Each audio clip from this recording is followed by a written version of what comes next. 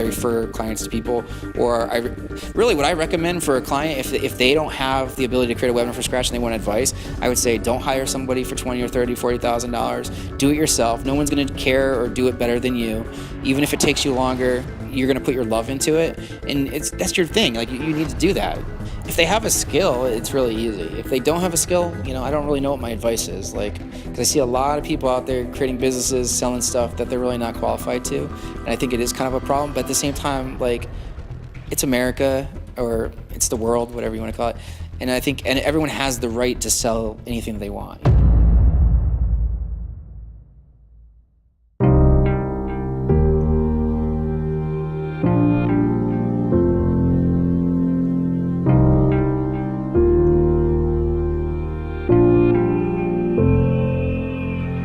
I feel the biggest pain when I see people who cannot find their place under the sun.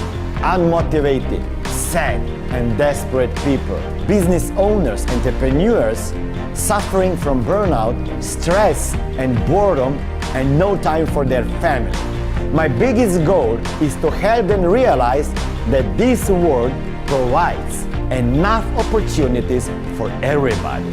I managed to help thousands of people, but I strongly believe that we can do so much more if we unite our knowledge and skills. And this is the reason I started doing interviews with the best visionaries and world changers. Their inspiring personal and success stories are a proof that everything is possible. All you have to do is listen and learn. Together, we can change our lives and the future of this world. Hello everybody, this is Warrior Family and I'm Smillion Mori. I'm sure that you are all here because you want to live and create the life worth living, and we have to do something about it too. And my purpose within this show is to bring you guests, their hacks, their mindset, their strategies that will help you create and live the life worth living. And today I have a special guest. His name is Joe Lavery. He is the founder of small boutique agency, Scale Your Webinar. He helps experts scale their business and drive revenues through the automated webinar system. Thank you very much for coming to my show. Joe, I heard that even Russell Brunson called you for help. And you were featured in the Expert Secrets book. Yeah, I'm in his book. I didn't know I was going to be in his book, but we've been friends since 2005. And yeah, it was interesting to read that. And then there I am, page 219 and page 220. And he recently reached out to me, and he wanted some fresh eyes on his webinar that's already done tens of millions of dollars. And for those of you who don't know, ClickFunnels, he's grown that to almost $100 million, I think. So he's definitely I never thought he would need help with a webinar, but even the kings of webinars want fresh eyes. So yeah, he hired me.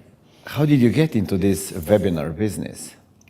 Well, I've done webinars on and off since 2007. GoToWebinar, which is the platform I use primarily for myself and clients, came out in 2006, right? So back then, people were primarily making their money on what's called a teleseminar. Many people that are younger probably don't even know what that is, but it's basically like a bridge line, and it's a telephone call. So you call in, and it might be 500 people listening in, and then you and I would be having a conversation, just like on a webinar, but there'd be no slides. It's just on the phone. And it was called a teleseminar. So we did that. And then when webinars came through, and it was because back then the internet didn't support video very well. People didn't have high-speed connections.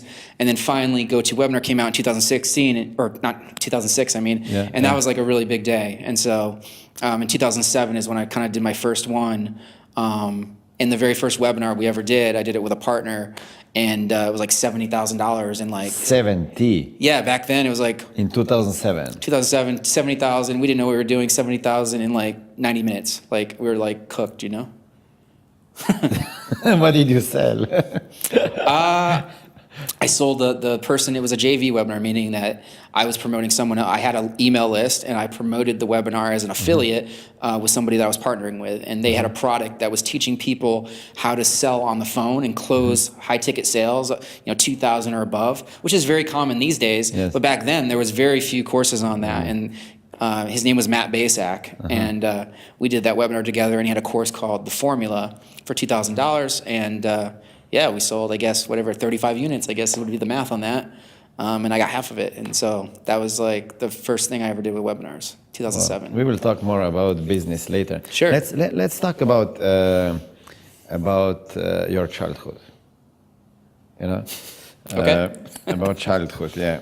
So can you recall some events from your childhood that were painful and made you who you are today? That were painful. Yeah, I mean, pain is relative, right? So like what I might find relative, there might be some macho dude listening like, you think you had it bad, you little bit, you know what I mean? Like, but for me as a little kid, I thought, you know, a lot of things were painful as far as like, when I grew up, we were lower middle class, and my dad was in the Navy, he got out of the Navy, and then he became a realtor, but he also had to do like side jobs and stuff like that. And I was best friends with a kid named Dylan, right? And he was in the neighborhood over, and like it was a new development that they put in behind my house, and it was much nicer than the houses, but it was really close. So we'd walk through the woods, we were right there, but it was a new development, right? Where I lived, it was kind of like much like older houses and not as nice.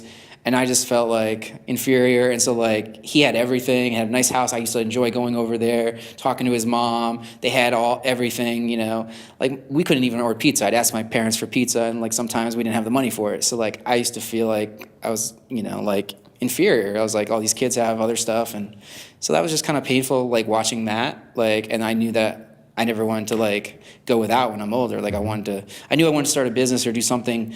I knew that I didn't want to get a job. I knew I didn't want to go to college. I knew I didn't want to do it. Like when I was like 10 years old, I knew that. Oh, really? Yeah, like. How is that? So fast. I mean, no one had to tell me. Like now you see like Grant Cardone and people saying like the school is broken. You don't want to go to school. It's a waste of time. Or it's not a waste of time for everybody, but like it's definitely not the only path, right? And the whole climb the ladder that everyone goes through is like, you know, get good grades, you know, finish high school with good grades so that you can go to college and get more good grades. I mean, JP Sears, are you familiar with him, that funny guy, JP Sears? He does those comedy videos. You should go watch the one he did in college.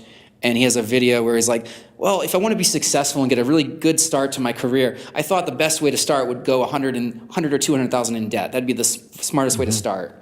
He's making fun of college, like the smartest way to start a business. Let's go 100,000 in debt.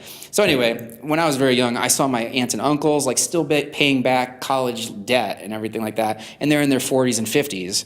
And I was like, that doesn't sound like a good thing. Like I'd rather just skip all that and figure out a way to, you know, make it without going in debt. Because my parents weren't going to pay for college. I wasn't going to get a scholarship. So if I wasn't getting a scholarship, I had no interest in going in debt. I knew that at a very young age. So you mentioned that you didn't have enough money to buy pizza. I mean, some nights we did, but there's like, you know what I mean? Like we had pizza some days, but there's other nights where I couldn't get the Michael Jordan shoes that everyone had when they came out, you know, and like I was getting made fun of because I had some shitty whatever they were. I don't even know. Like they weren't cool though. And so I just felt like less than, you know, like I wasn't good enough or whatever in school. So your parents supported you when you started to do a business? Say that again? They supported you? They've supported me with everything, like in their words. My dad, I kind of felt was kind of critical when I was growing up, but I think he just wanted the best for me and everything, but like he was very critical. Like when you play sports, he would never let me win. When I'm 5 years old, he wasn't letting me win anything. Bowling, he's gonna freaking try to shoot a 300 and I can't even like get a strike, you know what I mean? But he's never gonna take it easy on me. He's never gonna like do less than his best and let the little kid win. Like he didn't. So like I always took that as like I'm not good enough, and you know what I mean. So that kind of led to an identity, I think, throughout my life. So you didn't have a good relationship with him? No, we had a huge tension, and it kind of like got really bad in high school. And then when I left for the Navy, right, I literally got out of as soon as I graduated, like 2 months later, I was gone, and I didn't come back for like 15 years or 16 or 17, whatever it is, a long time. So I think part of that was like I just wanted to get away from him, you know, and there was that tension. So you were in Navy? Yeah. How many years? Only 4. 4? And you think that was because you wanted to run away? That's not why I joined the Navy, but I knew I wanted to get away, like out of. I just didn't want to live where I didn't want to be close to my father, so I wanted to get out of there, and that's the way I did it. But I don't know. It's like he was in the Navy too, like as I mentioned. So subconsciously, I never thought I would join the Navy, but then I got the opportunity in high school because, like I said, I never applied for college. And then senior year, there's a job fair or whatever, and I ended up taking the ASVAB test, right? And I took it for the Army because my friend Pat wanted me to do it. And I don't even really remember like why I would want to go in the Army. Thinking back, I was like, that would have been the stupidest thing I could have done. Like, I would not want to go in the Army. I don't know why I even did it. But I got a 99, which is like the highest score you can get.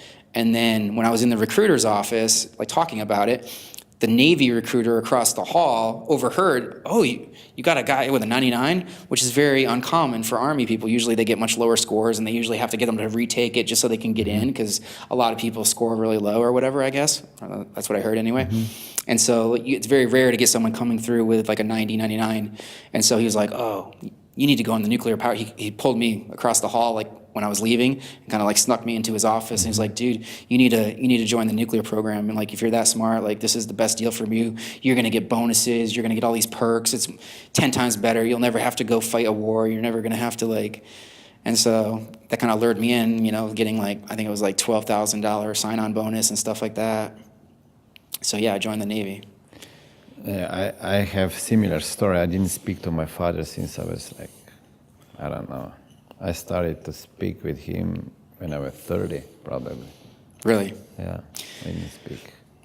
Yeah, man. Like, so like when I was gone the whole year, I mean, I lived in different places when I was in the Navy. I was stationed in Bremerton, Washington. Well, first I did boot camp in Chicago. Then I went down to South Carolina for power school. Then I went up to Prototype, which is near my home in upstate New York.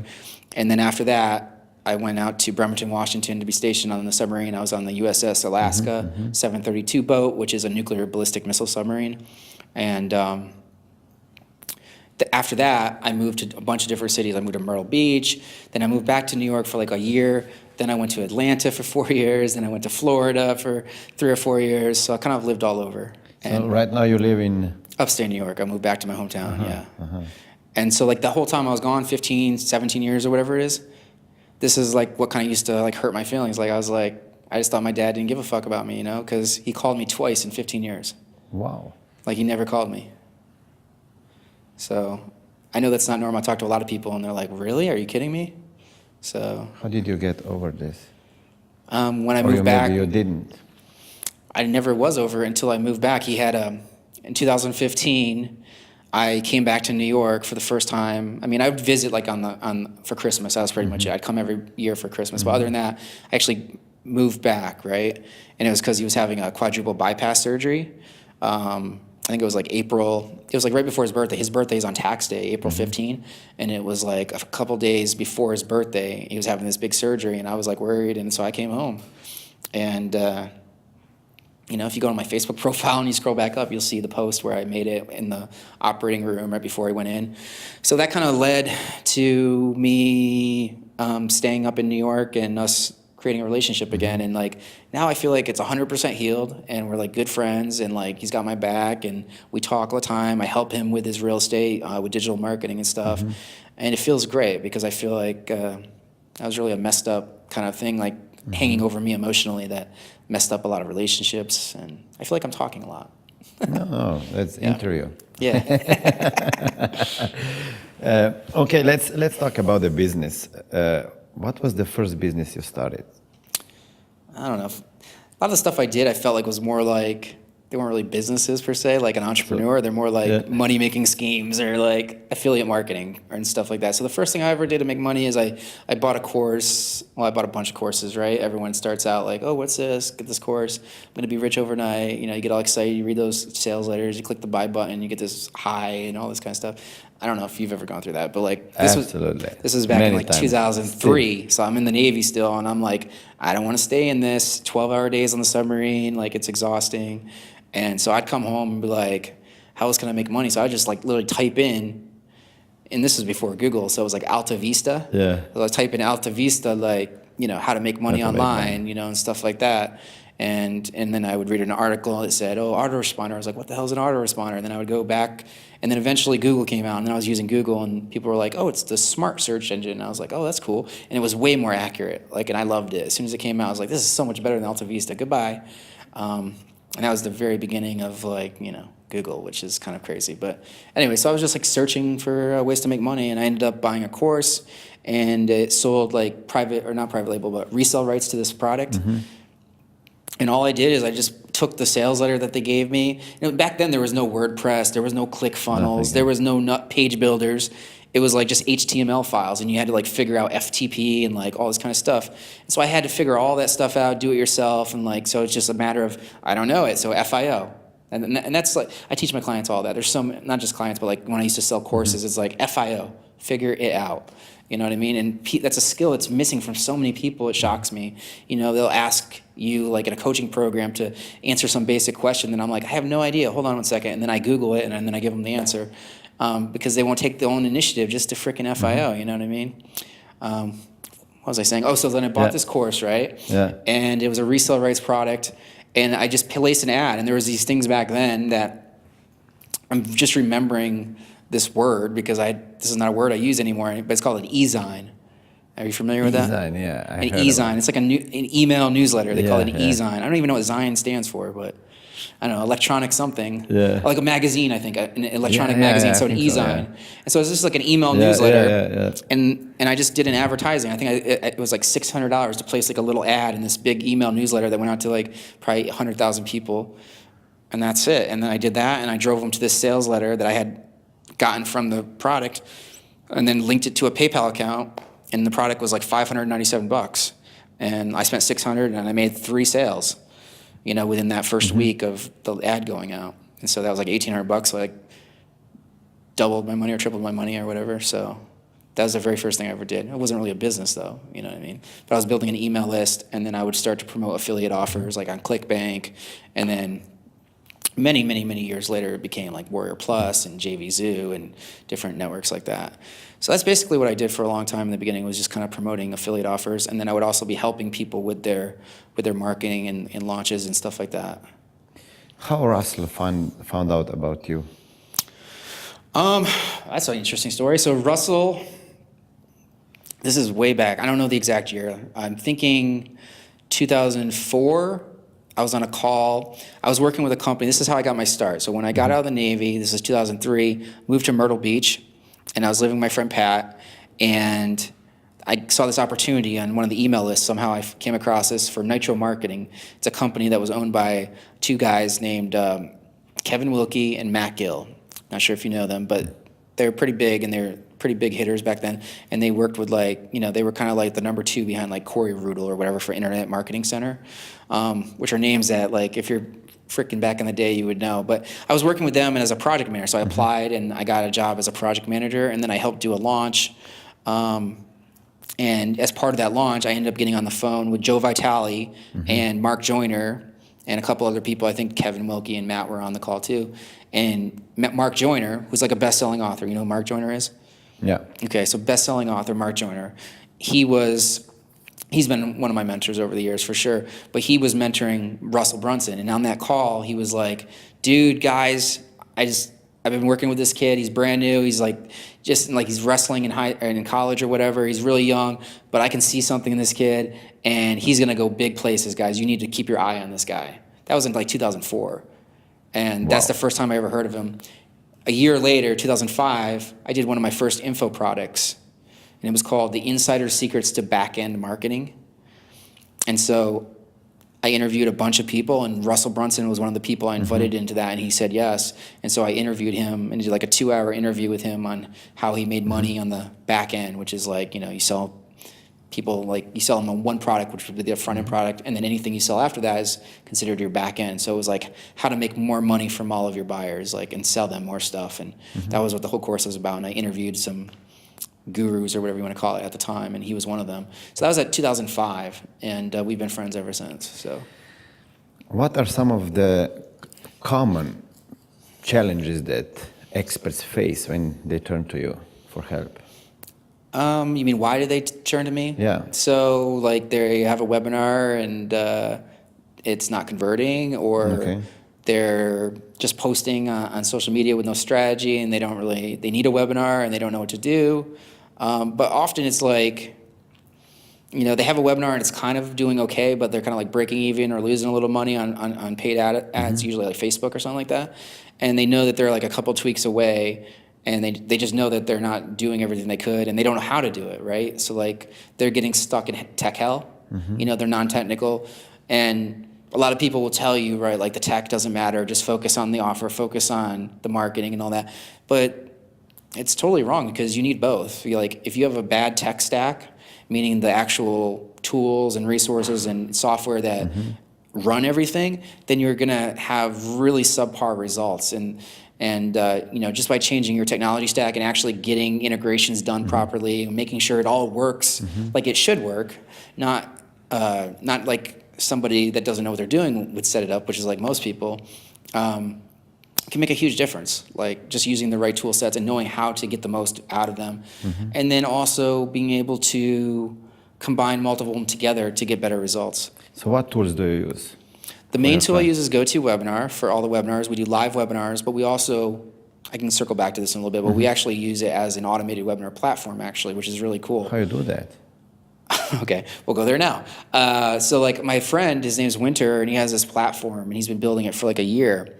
And it basically will start your webinar, play back a pre-recorded video through GoToWebinar as if it's live. So it's like a simulated live webinar, but you get all the benefits of a live webinar. GoToWebinar converts better. There's a lot of reasons, but the gist of it is that it's like a trusted brand. It's the #1 webinar platform. It's the first webinar platform. Yeah. And millions of people have been on webinars through GoToWebinar. They already have it installed. They're used to it. They trust it. And it's not an automated webinar. It's not in the browser. You know, when you just... If you use something like an EverWebinar or a Stealth Seminar or any kind of automated webinar platform, it's just going to be a video that's playing in your browser. You know what I mean? Yeah. So it's very easy to tell that it's not really a webinar. You know, it's not live, right? It's just a video, and it starts whenever you get there, right? Or on the top of the hour or something like that. With a GoToWebinar, you get your own join URL. It plays on all the devices. So that's one of the big things too, is it'll play on mobile devices. So the problem with like an automated webinar, on mobile devices is like if it's in the browser, you click the email from, you know, like a Webinar Jam or something like that, and you open it up, it's going to be in like Safari if you're on iPhone, right? And the video will play there, right? But then as soon as you go, oh, I got an alert from Instagram, let me go check Instagram, then the video stops and the audio stops. Yeah. So like you have to stay on the app. Excellent. And I don't know about you, when I'm on my phone, I'm getting alerts and like I'm just fidgety and I'm like, I want to go check my email, I want to go check Facebook, I want to go check. And then you have to start to watch it all over again. Or when you go back to it, it'll skip to where it's supposed to be, but you'll miss it. And then, or you might never come back, which is very frequent. So like you get really not as good as results as you could. So like with GoToWebinar though, it has an app, right? So like when you go and attend a webinar on GoToWebinar, it actually opens up in its own app on iPhone and Android. And so now you can still switch between the apps, and even if you're not focused on in viewing the presentation, you're still gonna hear it. It's still gonna keep playing in the background while you go check Instagram. So that's gonna get you better results on mobile, just doing that. And the fact that it's more believable, people think it's an actual live webinar. And a lot of the times it is. We do live webinars, but we also, once we perfect a webinar, instead of having the expert, do the webinar over and over again, if we already have one that worked really well, we'll automate it and we'll make it look as if it's live. And we can also kind of do a hybrid where we might have the first 60 minutes of the webinar where they do the pitch and everything, that's pre-recorded, but when they transition at the end to, okay guys, I'm gonna open it up for questions, so if you have a question, go ahead, type your question in right now, and I'm gonna get a glass of water, and I'm gonna answer all your questions, just give me 30 seconds, I'm gonna grab a glass of water. And that would be like the end of your video, and that's where you would transition, and then you would get on live. So if you were running it once a week, every Tuesday at 8 p.m. or something, you would play that, and then you would be standing by, and so when the video is done playing, you would just get on at the end, and then you would just answer all the questions live. And now it is a live webinar. Even though you didn't do the presentation from scratch, it's still live, and you still get the benefit of interacting with all the people, because the people that you call out on a webinar and that you say their name and all that kind of stuff, they're like 10 times more likely to be the actual buyers, just by acknowledging them. And you can't, and that's something you cannot do in an auto webinar, because it's pre-recorded 100%. Sorry, I thought that GoToWebinar is a little bit old already. Oh, you did? Yeah, because some people, they said like Webinar Jam is the next new thing, and then EverWebinar. And what other tools you connect with the GoToWebinar platform? Okay, so for clients, we'll connect any email CRM that they want to use, but what I use to build a webinar conversion system, and that's what I call it. So like I'll take someone who has a webinar, and I'll build a webinar conversion systems. So what that really means is like it's the entire system that you build around it that's going to get it better results. So what happens before the webinar, during the webinar to get them to show up, and then after the webinar to convert them if they didn't buy on the webinar. And the difference between just doing that out of the box with like an Ever webinar or something like that and doing it the way that we do it is like, it's huge. Like you can make a lot more money. Like you can literally take a webinar that's making X amount of dollars and plug all this other stuff around it without actually changing the presentation itself, and you can get better results. So it's all about maximizing dollars per lead. Yeah, so like the tool that I use and I recommend for automating, it's a marketing automation platform. Most people think it's an email platform, but it's actually a full-blown marketing automation platform, and I can do some really ninja stuff with it, and it's called Drip. The people that created lead pages, it's called Drip, yeah, so really powerful. So I use that to do everything. So Drip is like email? That's the core thing it does is email, yes. But it has the ability to do what's called a webhook, and so you could do integrations with all these other services. The thing that you have to get right on an automated webinar or a live webinar that you're simulating as live and they're automating it. The whole point is like, the way people do live webinars a lot of times, if they were going to just run one webinar a week, they're going to do it all manual. They're going to set up a new list. They're going to like have a bunch of broadcasts that go out and say, go out Tuesday, June 4th at 8 p.m., Tuesday, June 4th at 9 p.m. And you like have to literally time them, right? The way I build a system is once it's completely dynamic, everything is dynamic, and I build it in a way where you can just promote Facebook ads or any kind of traffic to it in the landing page updates. So like if today is Tuesday, June 4th, you know, a week from now, the webinar is on Tuesday, June 4th. The next week it'd be Tuesday, June 11th. And it'll just update automatically. So as soon as the June 4th one starts, the landing page updates to the date for the next week, and traffic keep coming in. Now they're registering for the next week. And everybody that's already registered for this week, they're in the webinar conversion system, and they're going through the whole process until the offer expires, which is usually going to be like a Sunday or a Monday at midnight. What about for somebody like me, we use Infusionsoft? Yeah. Do you have to get to the drip system or? If you wanted to hire me to do it, that's what I would recommend. You don't have to switch though. So like Drip is what I use because it's so much easier. Infusionsoft, I have built them with Infusionsoft. I just don't like to do that. So like, I mean, I'll do it if you pay me enough, but like, I mean, I think it's overkill, and it's like, the thing about Infusionsoft is in my personal experience is even when you set it all up exactly how it's supposed to work, sometimes it just doesn't even work. So it's like you do it right and it doesn't work. Drip, on the other hand, I find to be very reliable, and it's a lot easier to set up. So the way in that situation, what I would recommend to you is like, hey, you want to keep using Infusionsoft, but do you really care if the webinar is done through Infusionsoft, or you just want to have all the leads in Infusionsoft? Yeah. That's what I'll do. So like I can put them into multiple systems at the same time. So when they register on the landing page, I'll put them into Infusionsoft, into whatever list you want, whatever tag you want, and then I'll put them into Drip. Drip will power the entire system, and it'll send out the emails at the exact time. It'll send all the reminders. It'll send the follow-up. It'll do SMS. It'll do voicemail. It'll do all these other things that I can do to do like multi-channel notifications, which get way better results.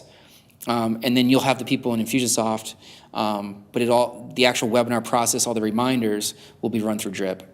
And if you wanted to save money on Drip, you could delete them out of Drip every week. So like you only need them in there for that first week when they go through the webinar.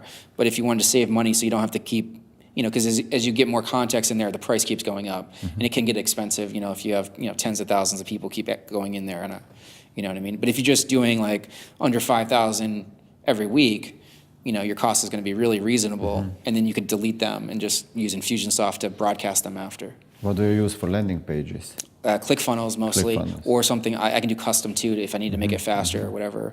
But I always start with ClickFunnels. It's just easy to design it, and we have some really cool mobile tricks already customized in there, and it's really easy to clone the funnel. So it allows me to just get the funnel done faster for clients instead of coding stuff from scratch. What about payment providers? Payment providers, I usually just go with whatever they want unless I'm partnering with them. And then if I'm partnering with them and I'm doing a partnership deal, then I will usually advise them on a solution. And I use like Thrivecart personally.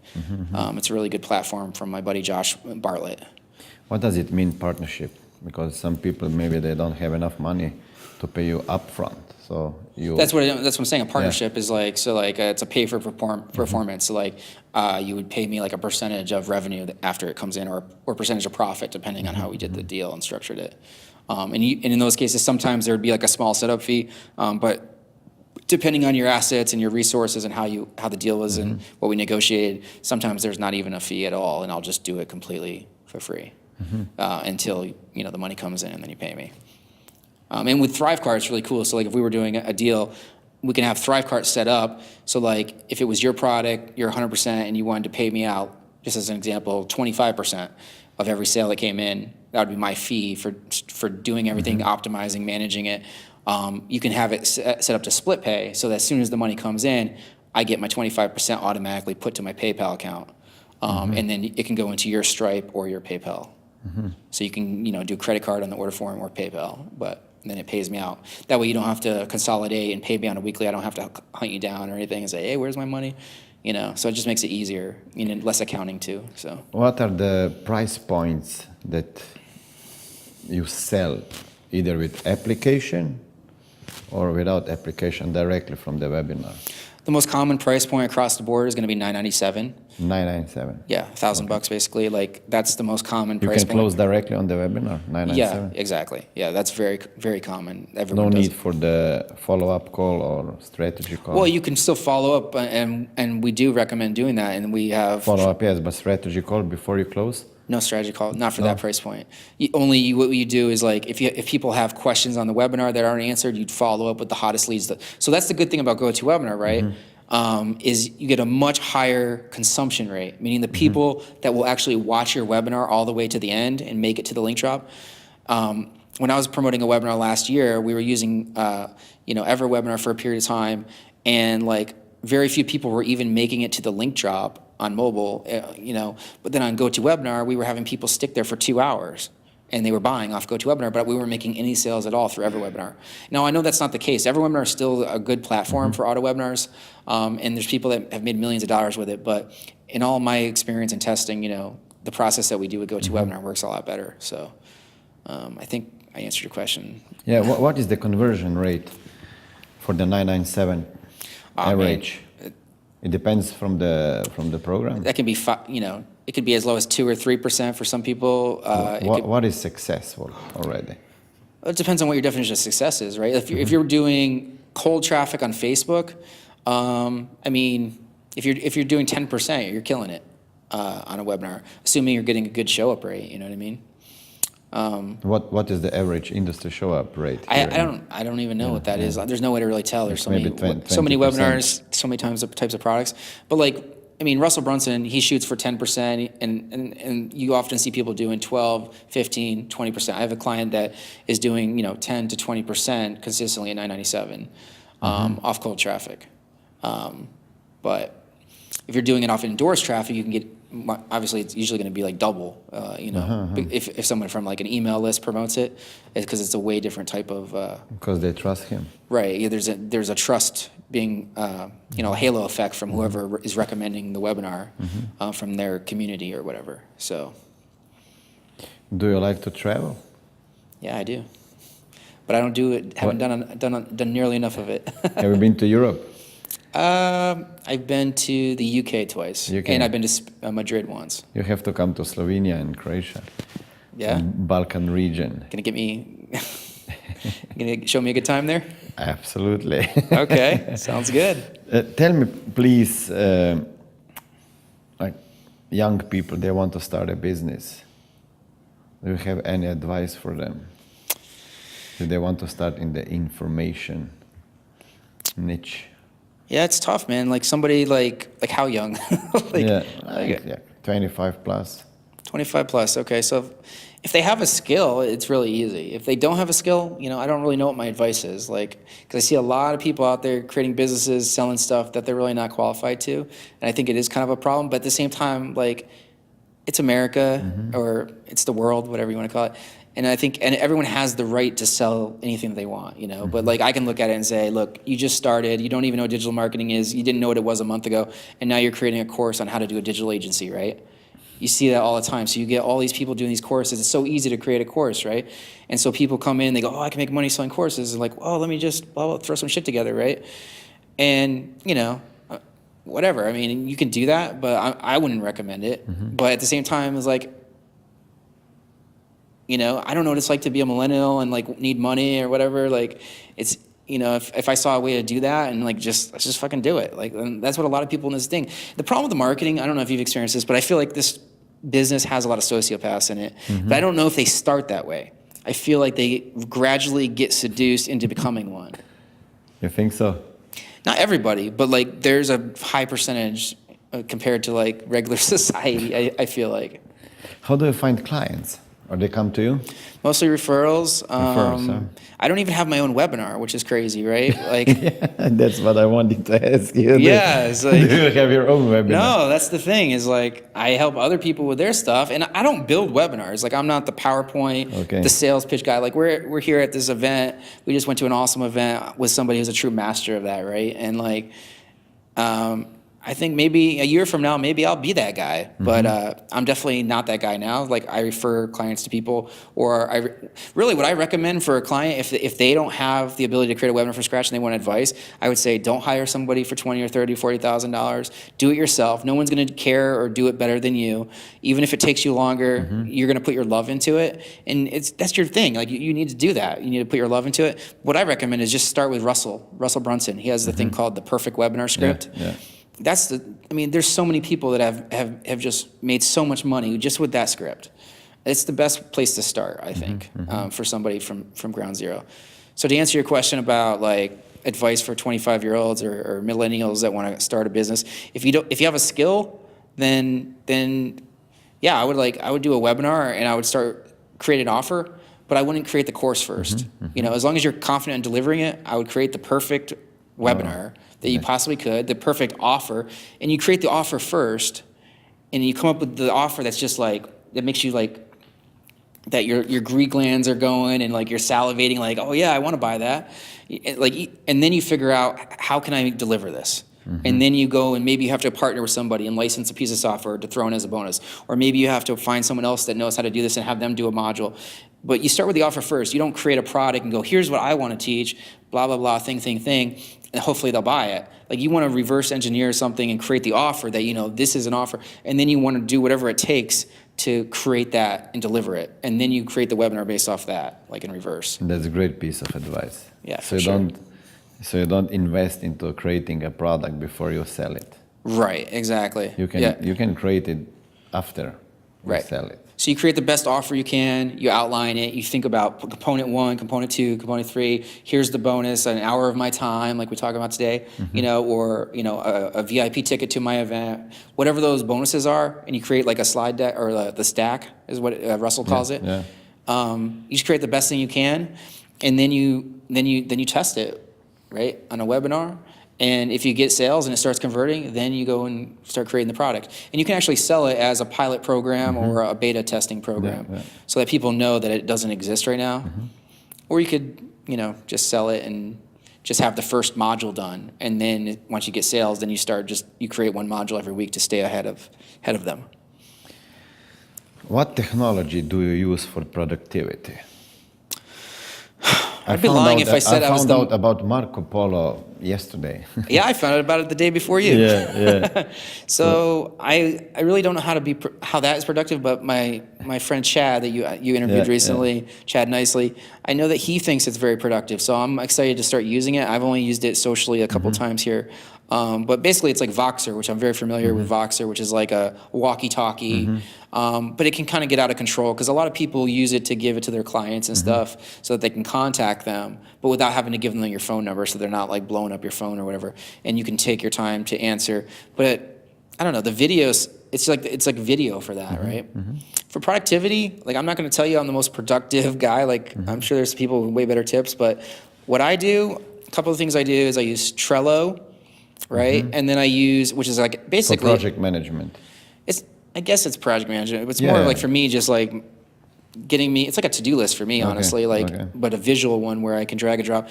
But even better than that, honestly, what I think works better is I create what's called a Kanban board.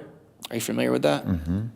So that's what a Trello board is. It's based on Kanban, which is like you have rows and different areas that you drag and drop to. But like I create a physical one with sticky notes. So on a whiteboard, I'll have tape down. I'll use like electrical tape, different colors, and I'll create like what is it called? The work in progress and the to do, and then the done. That's the most basic. You can create more sophisticated ones, but it's basically like all your ideas. You brain dump them on the left, and you put sticky pad, sticky pad, sticky pad, and whatever colors. And you can color code them if you want to get crazy. Like you have the pink one means like a software development thing, and like the red one is like a client thing, and then the blue one is a personal task I have to do. And you can divide it like that if you want. But basically, you put anything you have to do up on the left, and then you create a whip, which is a work in progress on the board, and usually you got to figure out what your. It's all about flow, like so. It's not like you don't want to have like 5 or 6 or 7 things that you're working on at the same time. That's like the worst way to kill. You have zero focus. I really believe in the focus. So like you have to like put blinders on and forget everything else. And so like just the physical act of moving the thing, and so you move it into the whip when you're going to work on it. Work stands for work in progress. So like I take it from the idea board or the idea bank. And then I kind of move the ones that are the top priorities, like maybe five priorities for the day, and I'll put those in the to-do for the day. So that's like another one. I physically take them, one sticky from here, and move it over. And then when it's time to actually do a specific task, then I put it into the whip. It's kind of like a physical process. And as you start doing it, you get used to associating the actual physical movement of that. And it's kind of it's the same kind of thing of like a lot of people get gratification from crossing out physically a to-do list. It's different than just doing like on your phone, like a list, and then crossing it out. It's not the same experience. And then what's really cool about it is that a lot of times tasks that you think, oh, that's an easy task, that'll take me 10 minutes. And then you're like, oh, let me just go edit that landing page and ClickFunnels. And then an hour later, you're still messing with it, right? Yeah. As you start to do it more, you kind of learn how long the tasks actually take by when you move the paper, because you stop a task, and then you move it to done, and then you go find another one from the to-do, and then move that into the whip. So you're always working on 1, 2, or 3 at a max in the actual whip, which means work in progress. And if it's not in there, you're not doing it. So that's like an overview. Like there's you could buy a book on it. I can't remember what it's called, but I'll give you the link so you can put in the show notes. Thank you. But basically it's Trello, but a physical board in the office. And the good thing about that is you walk in, you just see it there, and you kind of have a grasp of everything that's going on. This is what I like. I'm visual. Yeah. And so Trello, sometimes you're like, yeah, I don't like to go into the. I have to forget to like change it over that tab, and then I'll be like, I'll just get like lost in my work and stuff. I'll totally. But when I'm looking up at the board, I constantly kind of see what's going on. And every time I go to the bathroom, mine's like probably like 6 to 8 feet wide. Yeah. I would like to know. Yeah. Right. Yeah, it's called Kanban. Like I think it's called Personal Kanban is the name of the book. Can you spell it? Kanban.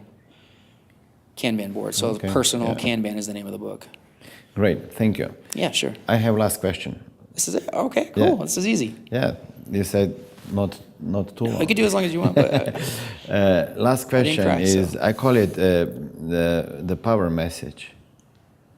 But the question goes like this. If you just pretend you have 5 seconds to live, what would be the last message you would send to your kids? But you don't have kids yet. So the question goes like this now.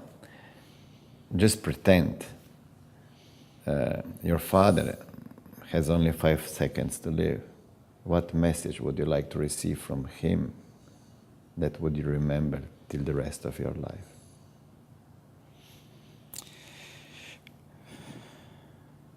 From my dad? He's on his deathbed.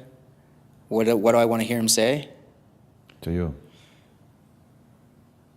I mean, the same thing that most boys want to hear their whole life. Is like, I'm proud of you. I love you.